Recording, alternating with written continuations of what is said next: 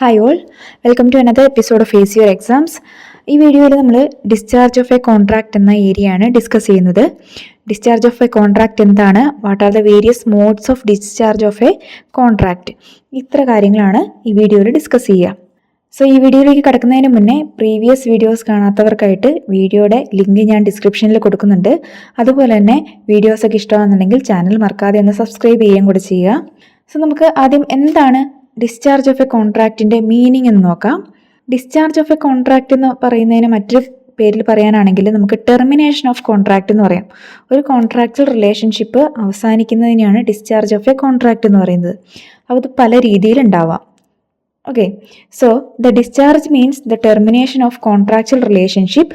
In some cases other rights and obligations may arise as a result of discharge of a contract. അതായത് ചില കേസിൽ കോൺട്രാക്റ്റിൽ ഏർപ്പെട്ട രണ്ട് വ്യക്തികളും ടു പാർട്ടീസിനും അഡീഷണൽ ഒബ്ലിഗേഷൻസ് വരികയായിരിക്കാം. ഓൾറെഡി ഉള്ള കോൺട്രാക്റ്റ് വേണ്ടാന്ന് വെക്കുകയല്ല, ഒരു അഡീഷണൽ ഒബ്ലിഗേഷൻസ് വരുന്ന സിറ്റുവേഷൻസ് ഉണ്ടാകും. പക്ഷെ ഒറിജിനലി വന്നിരിക്കുന്ന കോൺട്രാക്റ്റ് ടെർമിനേറ്റ് ആയി, അല്ലെങ്കിൽ ഒറിജിനലി ഉണ്ടായിരുന്ന കോൺട്രാക്റ്റിൽ വ്യത്യാസങ്ങൾ വന്നു, അപ്പം ഫസ്റ്റ് കോൺട്രാക്റ്റ് ഇവിടെ നിലനിൽക്കില്ല. അങ്ങനെയുള്ള കേസിലും ഡിസ്ചാർജ് ഓഫ് എ കോൺട്രാക്റ്റ് സംഭവിക്കാം.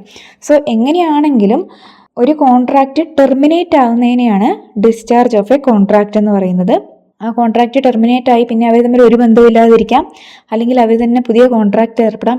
എന്ത് തന്നെ ആയാലും when a contractual relationship between two parties are terminated, it is called discharge of a contract. Next ഏരിയയിൽ നമ്മൾ നോക്കുന്നത് ഏതൊക്കെ രീതിയിലാണ് ഒരു കോൺട്രാക്റ്റ് ഡിസ്ചാർജ് ആകുക, that is modes of discharge of a contract. മെയിനായിട്ടും 6 സിറ്റുവേഷൻസ് ആണുള്ളത്. ഫസ്റ്റ് വൺ ആണ് discharge by performance, second one discharge by agreement, third one discharge by lapse of time, fourth one discharge by operation of law, fifth one discharge by impossibility of performance, and the last one by breach of contract. ഇങ്ങനെ 6 modes of discharge of contract ആണ് ഉള്ളത്. അത് എന്തൊക്കെയാണ്, അതിൻ്റെ ഉള്ളിൽ വരുന്ന കാര്യങ്ങൾ എന്തൊക്കെയാണെന്നാണ് നമുക്ക് ഇനി ഡിസ്കസ് ചെയ്യാനുള്ളത്. സോ ഫസ്റ്റ് വൺ നമുക്ക് നോക്കാം, discharge by performance of a contract. അത് സിമ്പിളാണ്. ഒരു കോൺട്രാക്റ്റിൽ 2 പാർട്ടീസ് ഏർപ്പെട്ടു. സോ രണ്ടു പേരും അവരുടെ കോൺട്രാക്ച്വൽ ഒബ്ലിഗേഷൻസ് കംപ്ലീറ്റ് ചെയ്തു.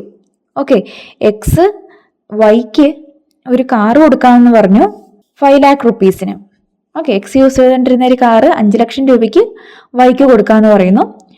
വൈ ആ കാർ ആക്സെപ്റ്റ് ചെയ്യുകയും ചെയ്തു, 5 lakh rupees എക്സിന് കൊടുക്കുകയും ചെയ്തു. സോ രണ്ടുപേരുടെയും കോൺട്രാക്ച്വൽ ഒബ്ലിഗേഷൻസ് അവിടെ പെർഫോം ചെയ്ത് കഴിഞ്ഞു. ദെൻ അവിടെ ഇനിയൊരു കോൺട്രാക്റ്റ് നിലനിൽക്കുന്നില്ല. That is one mode of discharge of a contract, discharge by performance of a contract. ആ കോൺട്രാക്റ്റ് പെർഫോം ചെയ്തുകൊണ്ട് ആ കോൺട്രാക്റ്റ് അവിടെ അവസാനിപ്പിച്ചു. സെക്കൻഡ് വൺ ആണ് discharge by mutual agreement or consent. Discharge by mutual agreement or consent എന്ന് പറഞ്ഞാൽ 2 പാർട്ടീസും mutually agree ചെയ്തുകൊണ്ട് കോൺട്രാക്ച്വൽ റിലേഷൻഷിപ്പ് അവസാനിപ്പിക്കുക. അതാണ് discharge by mutual agreement or consent എന്നുകൊണ്ട് ഉദ്ദേശിക്കുന്നത്. Discharge by mutual agreement or കൺസെന്റിന്റെ ഉള്ളിൽ തന്നെ പല ടൈപ്പ് ഓഫ് മ്യൂച്വൽ അഗ്രിമെന്റ്സ് വരാൻ സാധ്യതകളുണ്ട്. അതൊക്കെയാണ് novation, rescission, alteration, remission, waive and merger. ഇങ്ങനെ 6 രീതിയിൽ മ്യൂച്വൽ അഗ്രിമെന്റിലൂടെ കോൺട്രാക്ട് ഡിസ്ചാർജ് ആവാം. അപ്പോൾ അത് ഓരോന്നും ഏതൊക്കെയാണെന്ന് നോക്കാം. ഫസ്റ്റ് വൺ ആണ് നൊവേഷൻ.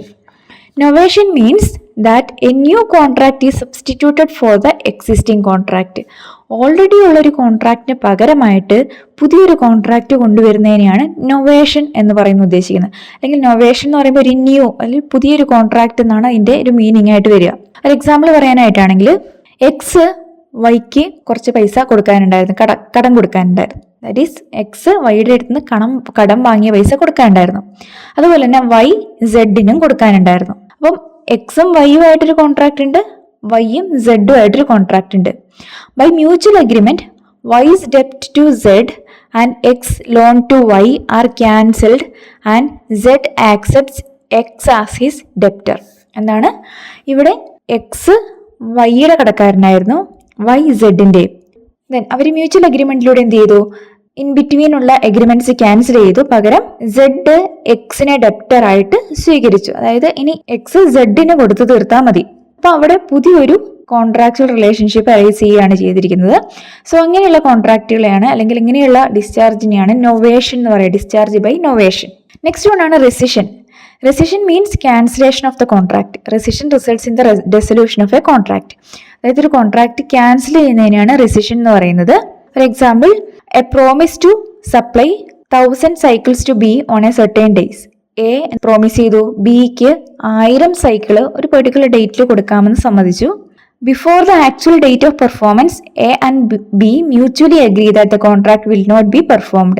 ആ ഡ്യൂ ഡേറ്റ് ആവുന്നതിന്റെ മുന്നേ തന്നെ എയും ബിയും മ്യൂച്വലി അഗ്രി ചെയ്ത് പറഞ്ഞു ആ കോൺട്രാക്ട് നമുക്ക് അവിടെ ഉപേക്ഷിക്കാം, പകരം പുതിയ കോൺട്രാക്ട് ഒന്നും ഉണ്ടാക്കുന്നില്ല, ആ കോൺട്രാക്ട് അവിടെ ഉപേക്ഷിക്കാം എന്ന് പറയുന്നു. അതാണ് റെസിഷൻ എന്ന് പറയുന്നത്. അപ്പൊ നൊവേഷനും റെസിഷനും തമ്മിൽ ഉള്ള വ്യത്യാസം എന്ന് പറഞ്ഞാൽ, നൊവേഷന്റെ കേസിൽ ഓൾറെഡി ഉള്ള കോൺട്രാക്ട് ക്യാൻസൽ ചെയ്ത് പുതിയൊരു കോൺട്രാക്ട് ഉണ്ടായി വരുന്നുണ്ട്. ആൻഡ് റെസിഷന്റെ കേസിൽ പുതിയൊരു കോൺട്രാക്ട് ഒന്നുമില്ല, ഒരു കോൺട്രാക്ട് ഓൾറെഡി ഉള്ളത് രണ്ടുപേരും മ്യൂച്വലി അഗ്രി ചെയ്തുകൊണ്ട് അത് വേണ്ടാന്ന് വെക്കുന്നു. നെക്സ്റ്റ് വൺ ആണ് ഓൾട്ടറേഷൻ. ഓൾട്ടറേഷൻ എന്ന് പറഞ്ഞാൽ എന്താണ്? ചേഞ്ചസ് വരുത്തുക. ഒരു കോൺട്രാക്റ്റിൽ പറഞ്ഞിരിക്കുന്ന കാര്യങ്ങളിൽ എന്തെങ്കിലും ചേഞ്ചസ് വരുത്തിയാൽ ഇപ്പം ആദ്യമുള്ള കോൺട്രാക്റ്റ് അവിടെ നിലനിൽക്കില്ല, അത് ഡിസ്ചാർജ് ആവും. ഇനി എന്താണ് ചേഞ്ചസ് വരുത്തിയത്? ചേഞ്ചസോട് കൂടെ പുതിയൊരു കോൺട്രാക്റ്റ് ആയിരിക്കും അവിടെ വരിക. ഒരു എക്സാമ്പിൾ പറയാനായിട്ടാണെങ്കിൽ, A agrees to supply 250 bags of rice to B on 1st September. A 250 bags of rice ബിക്ക് 1st സെപ്റ്റംബറിൽ കൊടുക്കാമെന്ന് അഗ്രിമെന്റ് നടത്തി. Later both A and B agrees to postpone the date of delivery to 30th September. പിന്നീട് എയും ബിയും കൂടെ mutually agree ചെയ്തുകൊണ്ട് അതിന്റെ ഡെലിവറി ഡേറ്റ് 30th സെപ്റ്റംബറിലേക്ക് മാറ്റി. In that case it is an alteration. അപ്പം ഓൾറെഡി ഉണ്ടായിരുന്ന 1st സെപ്റ്റംബറിലെ കോൺട്രാക്ട് അവിടെ അവസാനിച്ച് 30th സെപ്റ്റംബറിലേക്ക് മാറുകയാണ് ചെയ്തത്. നെക്സ്റ്റ് വൺ ആണ് remission. Remission means acceptance by the promisee of a lesser fulfilment for the promise made. അതായത് ഒരു കോൺട്രാക്റ്റിൽ കുറച്ച് കാര്യങ്ങൾ പറഞ്ഞിട്ടുണ്ടാവും, പക്ഷെ ആ പ്രോമിസി എന്ത് ചെയ്തു? ആക്സെപ്റ്റ് ചെയ്യുന്ന സമയത്ത് അയാൾ പറഞ്ഞ എമൗണ്ട് മുഴുവനായിട്ടും വേണ്ട, കുറച്ച് മതി എന്നുള്ള രീതിയിൽ ആക്സെപ്റ്റ് ചെയ്യുന്നതിനാണ് റെമിഷൻ എന്ന് പറയുന്നത്. ഒരു എക്സാമ്പിൾ പറയാനായിട്ടാണെങ്കിൽ, എ ബിക്ക് ഒരു 3000 രൂപ കടം കൊടുത്തിട്ടുണ്ടായിരുന്നു. B pays to A ₹2000. അതായത് എ ബിക്ക് 3000 രൂപ കടം കൊടുത്തു, ബി തിരിച്ച് എക്ക് 2000 രൂപ തിരിച്ചു കൊടുത്തു. A accept the amount in satisfaction of the whole ഡെപ്റ്റ്. എ എന്ത് ചെയ്തു? അത് 3000 രൂപയും കിട്ടിയതായിട്ട് തന്നെ ആക്സെപ്റ്റ് ചെയ്തു. 2000 മതി, ഇനി 1000 തരണ്ട എന്നുള്ള രീതിയിൽ ആക്സെപ്റ്റ് ചെയ്തു. ഈ കേസിൽ ബിക്ക് എന്താണ്? അയാളുടെ എല്ലാ ലയബിലിറ്റിയിൽ നിന്നും ഡിസ്ചാർജ് ആയി. സോ അതാണ് റെമിഷൻ എന്ന് പറയുന്നത്. നെക്സ്റ്റ് വൺ ആണ് waiver. Waiver means deliberate abandonment or giving up of a right which a party is entitled under the contract. അതായത് ഒരു കോൺട്രാക്ട് പ്രകാരം ഒരു വ്യക്തിക്ക് കിട്ടിയിരിക്കുന്ന റൈറ്റ്, അവകാശങ്ങളൊക്കെ ഉണ്ടാവും, അത് ഡെലിബറേറ്റ്ലി വേണ്ടാന്ന് വെക്കുന്നതിനെയാണ് വെയ്വർ എന്ന് പറയുന്നത്. എക്സാമ്പിൾ പറയാനാണെങ്കിൽ, X promises to paint a picture for Y. X വൈക്ക് വേണ്ടി ഒരു പിക്ചർ പെയിന്റ് ചെയ്ത് കൊടുക്കാന്ന് പ്രോമിസ് ചെയ്യുന്നു. But later on Y orders X not to paint it. Then later എന്ത് പറയുന്നു? വൈ പറയുന്നു എക്സിനോട് അത് പെയിന്റ് ചെയ്യേണ്ട കാര്യമില്ല, എക്സ് ചെയ്യേണ്ടിയിരുന്ന ഒരു കാര്യം ചെയ്യണ്ട അയാൾ എന്ന് പറയുന്നതിനാണ് വെയ്വർ എന്ന് പറയുന്നത്. നെക്സ്റ്റ് വൺ ആണ് merger.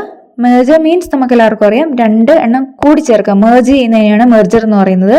In this case merger means merger of 2 or more rights into 1 contract. 2 അതിലധികമോ റൈറ്റ്സിനെ കൂട്ടിച്ചേർത്ത് ഒരു സിംഗിൾ കോൺട്രാക്ട് ആക്കുന്നതിനെയാണ് മെർജർ എന്ന് പറയുന്നത്. ഒരു എക്സാമ്പിൾ പറയാനാണെങ്കിൽ, under A lease A is holding the house of B.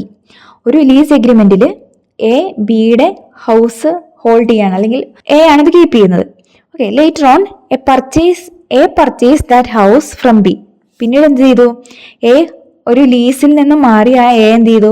ബിയുടെ ഹൗസ് പർച്ചേസ് ചെയ്ത് പൈസ കൊടുത്ത് വാങ്ങുകയും ചെയ്തു. In this case the lease right shall stand automatically discharge. അപ്പം എന്താ? ആ ലീസ് എഗ്രിമെന്റ് അവിടെ ഓട്ടോമാറ്റിക് ആയിട്ട് ഡിസ്ചാർജ് ആവും. അങ്ങനെ രണ്ടോ അതിലധികമോ കോൺട്രാക്റ്റുകൾ കൂടി ചേർന്ന് ഒരു പുതിയ കോൺട്രാക്ട് ആവുന്നുണ്ടെങ്കിൽ അതിനെയാണ് മെർജർ എന്ന് പറയുന്നത്. സോ ഇതാണ് ഡിസ്ചാർജ് ബൈ മ്യൂച്വൽ അഗ്രിമെന്റിൽ വരുന്ന various type of discharges, various situations. ഇനി നമുക്ക് മൂന്നാമത്തെ സിറ്റുവേഷൻ നോക്കാം, discharge by lapse of time. പേരിൽ നിന്ന് നമുക്ക് മനസ്സിലാവാം, ലാപ്സ് ഓഫ് ടൈം എന്ന് പറഞ്ഞാൽ ടൈം ഔട്ടായി അല്ലെങ്കിൽ ടൈം കഴിഞ്ഞു പോയി. അപ്പം ഒരു കോൺട്രാക്റ്റിൽ ഇന്ന ഡേറ്റിലാണ് കോൺട്രാക്ട് പെർഫോം ചെയ്യേണ്ടതെന്നുള്ള ഡേറ്റ് ഫിക്സ് ചെയ്തിട്ടുണ്ടെങ്കിൽ ആ ഡേറ്റിനുള്ളിൽ ആ കോൺട്രാക്ട് പെർഫോം ചെയ്തിട്ടില്ലെങ്കിൽ ആ കോൺട്രാക്ട് അവിടെ ഡിസ്ചാർജ് ആവും അല്ലെങ്കിൽ ടെർമിനേറ്റ് ആവും. ഫോർത്ത് വൺ ആണ് discharge by operation of law. Operation of law പ്രകാരം ഡിസ്ചാർജ് ഓഫ് കോൺട്രാക്ട് നടക്കാൻ 5 സിറ്റുവേഷൻസ് ആണുള്ളത്. ഫസ്റ്റ് വൺ ആണ് death, second one insolvency, material alteration, merger of rights and liabilities become vested in the same person. ഡെത്തിന്റെ കേസിൽ കോൺട്രാക്റ്റിൽ ഏർപ്പെടുന്ന ഏതെങ്കിലും ഒരു പാർട്ടിയുടെ മരണം സംഭവിക്കുകയാണെങ്കിൽ, ഡെത്ത് സംഭവിക്കുകയാണെങ്കിൽ കോൺട്രാക്ച്വൽ റിലേഷൻഷിപ്പ് അവിടെ അവസാനിക്കും.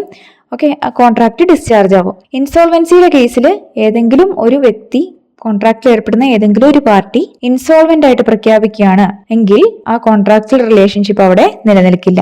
നെക്സ്റ്റ് ആണ് മെറ്റീരിയൽ ഓൾട്ടറേഷൻ. ഒരു ഡോക്യുമെന്റ് ഉണ്ട്, അതിൽ കോൺട്രാക്ച്വൽ റിലേഷൻഷിപ്പ് അല്ലെങ്കിൽ കോൺട്രാക്ച്വൽ കാര്യങ്ങളെല്ലാം കൃത്യമായിട്ട് എഴുതി വെച്ചിട്ടുണ്ട്. അതിൽ എന്തെങ്കിലും ചേഞ്ചസ് വരുത്തുകയാണെങ്കിൽ without the consent of other party, മറ്റു പാർട്ടി അറിയാതെ കോൺട്രാക്ച്വൽ ഡോക്യുമെന്റ്സിൽ ഓൾട്ടറേഷൻ വരുത്തുകയാണെങ്കിൽ ആ കോൺട്രാക്ട് ഡിസ്ചാർജ് ആവും. നെക്സ്റ്റ് ഒന്നാണ് merger of rights. In this condition by which an inferior right contract merges into superior right contract. ഒരു ഇൻഫീരിയർ ആയിട്ടുള്ള റൈറ്റ് കോൺട്രാക്ട് ഒരു സുപ്പീരിയർ ആയിട്ടുള്ള റൈറ്റ് കോൺട്രാക്ട് ആയിട്ട് മാറുന്നതിനാണ് merger of rights എന്ന് പറയുന്നത്. ഒരു എക്സാമ്പിൾ പറയുകയാണെങ്കിൽ, ഒരു കോളേജിലെ ഒരു പാർട്ട് ടൈം ആയിട്ട് ലെക്ചറർ അവരെ ഒരു പാർട്ട് ടൈം പീരീഡ് അല്ലെങ്കിൽ അവരുടെ ഒരു 1 year 2 year കഴിഞ്ഞു കഴിഞ്ഞാൽ അവരെ പെർമനന്റ് ആക്കി മാറ്റുന്നു. അതാണ് merger of rightsൽ വരുന്നത്. And last one ആണ് rights and liabilities becoming vested in the same person. That is, sometimes the benefits and liabilities under a contract may vest in the same person. അതായത് ചില സമയത്ത് ബെനിഫിറ്റ്സും ലാബിലിറ്റീസും, അതായത് ഒരു കോൺട്രാക്റ്റിന് കിട്ടേണ്ട ബെനിഫിറ്റ്സും അതിൽ വരുന്ന ലാബിലിറ്റീസും എല്ലാം ഒരു സിംഗിൾ വ്യക്തിയിൽ തന്നെയായിരിക്കും. അയാൾ തന്നെയായിരിക്കും അയാൾക്ക് കിട്ടാനുള്ള ബെനിഫിറ്റ്സിന്റെ ഉത്തരവാദി. അങ്ങനെയുള്ള കേസിലാണ് ഈ കേസ് പറയുന്ന rights and liabilities becoming vested in the same person. ഈ കേസിലും ഡിസ്ചാർജ് ഓഫ് കോൺട്രാക്ട് സംഭവിക്കും. ഇങ്ങനെ ഈ 5 സിറ്റുവേഷൻസിലാണ് discharge by operation of law നടക്കുന്നത്. ആൻഡ് ഫിഫ്ത്ത് വൺ ആണ് discharge by impossibility of performance. Discharge by impossibility of performance എന്ന് പറഞ്ഞാൽ പിന്നീട് കോൺട്രാക്ച്വൽ ഒബ്ലിഗേഷൻസ് ചെയ്യാൻ പറ്റാത്ത സാഹചര്യം വരുന്നു. ഓക്കെ, അതിനെയാണ് discharge by impossibility of performance പറയുന്നത്. ഇനീഷ്യൽ ഇമ്പോസിബിലിറ്റി ഉണ്ട്, സബ്സിക്വന്റ് ഇമ്പോസിബിലിറ്റി ഉണ്ട്.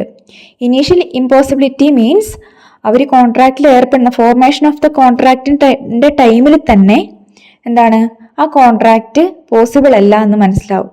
പോസിബിൾ അല്ലാത്ത സിറ്റുവേഷൻസ്, അതിനെയാണ് ഇനീഷ്യൽ ഇമ്പോസിബിലിറ്റി എന്ന് പറയുന്നത്. ഓക്കെ, 2 പാർട്ടിയും അവരുടെ ഒബ്ലിഗേഷൻസ് ഒന്നും ചെയ്തിട്ടില്ല, ചെയ്യുന്നതിന് മുന്നേ തന്നെ കോൺട്രാക്റ്റിൽ ഏർപ്പെടുന്ന ആ സിറ്റുവേഷനിൽ തന്നെ അത് ഇമ്പോസിബിൾ ആയിട്ടുള്ള ഒരു കാര്യമായിരിക്കും. അത് നോൺ ഇമ്പോസിബിലിറ്റി ഉണ്ട്, അൺനോൺ ഇമ്പോസിബിലിറ്റി ഉണ്ട്. നോൺ ഇമ്പോസിബിലിറ്റി എന്ന് പറഞ്ഞിട്ടുണ്ടെങ്കിൽ എന്താണ്, ആ കോൺട്രാക്റ്റിൽ ഏർപ്പെടുന്ന സമയത്ത് തന്നെ അല്ലെങ്കിൽ ആ കോൺട്രാക്റ്റിനെ കുറിച്ച് സംസാരിക്കുമ്പോൾ തന്നെ നമുക്കറിയാം അത് നടക്കുന്ന സംഭവമല്ല. ഒരു എക്സാമ്പിൾ പറയാനാണെങ്കിൽ, എ ബിയോട് പറയാണ്, ഞാൻ നിനക്ക് 1 ലക്ഷം രൂപ തരാം, നീ ഇവിടെ കുഴിച്ചിട്ട് ഒരു നിധി എനിക്ക് എടുത്തു തരുവാണെങ്കിൽ, അല്ലെങ്കിൽ മാന്ത്രിക വിദ്യയിലൂടെ എനിക്ക് നിധി തരുവാണെങ്കിൽ എന്ന്. പക്ഷെ നമുക്കറിയാം അത് ഒരിക്കലും നടക്കുന്ന കാര്യമല്ല. സോ അതാണ് നോൺ ഇമ്പോസിബിലിറ്റിയിൽ വരിക. അൺനോൺ ഇമ്പോസിബിലിറ്റി എന്ന് പറഞ്ഞാൽ നമുക്ക് അറിയാത്ത കാര്യങ്ങളാണ്, പക്ഷെ അത് ഇമ്പോസിബിൾ ആയിരിക്കും. ഫോർ എക്സാമ്പിൾ, എ ബിയോട് പറയാണ്, എൻ്റെ വീട്ടിലൊരു കുതിരയുണ്ട്, ആ കുതിര ഞാൻ നിനക്ക് തരാം ഇത്ര രൂപയ്ക്ക്. എയുടെ വിചാരം കുതിര വീട്ടിലുണ്ട്, ബിയുടെ വിചാരവും കുതിര വീട്ടിലുണ്ട്, അതെനിക്ക് കിട്ടും. പക്ഷെ എ വീട്ടിൽ ചെന്ന് നോക്കുമ്പോഴാണ് കുതിര കയറ് പൊട്ടിച്ച് എവിടെയോ പോയിട്ട്, ഇനി ആ കുതിരനെ കിട്ടൂല. അതാണ് അൺനോൺ ഇമ്പോസിബിലിറ്റി എന്ന് പറയുന്നത്. അപ്പം ആ കോൺട്രാക്ട് അവിടെ നടക്കില്ല. ഇനി അതാണ് ഇനീഷ്യൽ ഇമ്പോസിബിലിറ്റിയിൽ വരുന്ന 2 കാര്യങ്ങൾ. നോൺ ഇമ്പോസിബിലിറ്റി മീൻസ് അറിയുന്ന കാര്യം, അൺനോൺ ഇമ്പോസിബിലിറ്റി ഇമ്പോസിബിൾ ആണെന്ന് അറിയില്ല. രണ്ടാമത്താണ് സബ്സിക്വന്റ് ഓർ സൂപ്പർവീനിങ് ഇമ്പോസിബിലിറ്റി. അതായത് കോൺട്രാക്റ്റിൽ ഏർപ്പെടുന്ന സമയത്ത് അത് പോസിബിൾ ആയിരിക്കും, പക്ഷെ സബ്സിക്വന്റ്ലി അതായത് ആ കോൺട്രാക്റ്റ് റിലേഷൻഷിപ്പ് എൻഡ് ചെയ്യുന്നതിന് മുന്നേ തന്നെ അത് എന്താണ് ഇമ്പോസിബിൾ ആയിട്ടുള്ള ഒരു കാര്യമായിട്ട് മാറും. ഫോർ എക്സാമ്പിൾ, ഗവൺമെന്റ് കൊണ്ടുവരുന്ന ചില റെഗുലേഷൻസ് ഒക്കെ കൊണ്ട്, റൂൾസ് ആൻഡ് റെഗുലേഷൻസും ഉണ്ടാവാം. അങ്ങനെ എന്തെങ്കിലുമൊക്കെ കാരണങ്ങൾ കൊണ്ട് സബ്സിക്വന്റ്ലി സംഭവിക്കുന്ന ഇമ്പോസിബിലിറ്റിയാണ് സബ്സിക്വന്റ് ഇമ്പോസിബിലിറ്റി എന്ന് പറയുന്നത്. ആൻഡ് ലാസ്റ്റ് വൺ ആണ് discharge by breach of contract.